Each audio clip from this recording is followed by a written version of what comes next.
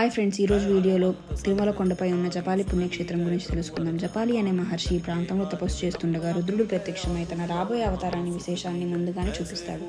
అదే హనుమంతుని అవతారం. జపం చేయడం వల్ల అవతరించాడు కాబట్టి ఈ క్షేత్రాన్ని జపాలి అని అంటారు. అన్ని తీర్థాలు వచ్చి చేరుతాయి కాబట్టి జపాలి తీర్థంగా పేర్కొన్నారు. జపాలి మహర్షి కోరిక మేరకు స్వామి ఇక్కడ స్వయంభూగా వెలిసినట్లుగా చారిత్రక ఆధారాలు ఉన్నాయి. జపాలి తీర్థం చిత్తూరు జిల్లా తిరుమల కొండపై వెంకటేశ్వర స్వామి సన్నిధికి 5 కిలోమీటర్ల దూరంలో నెలకొంది విషయం మనకు తెలిసింది. స్కంద పురాణం వెంకటాచల మహాత్మ్యంలో ఈ క్షేత్రం గురించి ప్రస్తావించారు. రావణ సంహారం తర్వాత సీత సమేతంగా అయోధ్యకు వెళ్లి ముందు శ్రీరాముడు జపాలి తీర్థంలో కొంతకాలం విడిచి చేసినట్టు మరో కథనం కూడా ఉంది. ఆ సమయంలో శ్రీరామచంద్రుడు స్నానం చేసిన తీర్థానికి శ్రీరామ తీర్థం అని, సీతాదేవి జలకమాడిన తీర్థానికి సీతా తీర్థం అని పేర్లు వచ్చాయి. ఇవి ఆలయం తూర్పున ఒకటి, పడమర ఒకటి ఉన్నాయి. తిరుమల శ్రీనివాసుని దర్శనానికి వెళ్లే భక్తులు జపాలి తీర్థాన్ని కూడా దర్శించడం మంచిది. ఈసారి తిరుమల వెళ్ళినప్పుడు జపాలి తీర్థం కూడా దర్శించుకునే ప్రయత్నం చేయండి.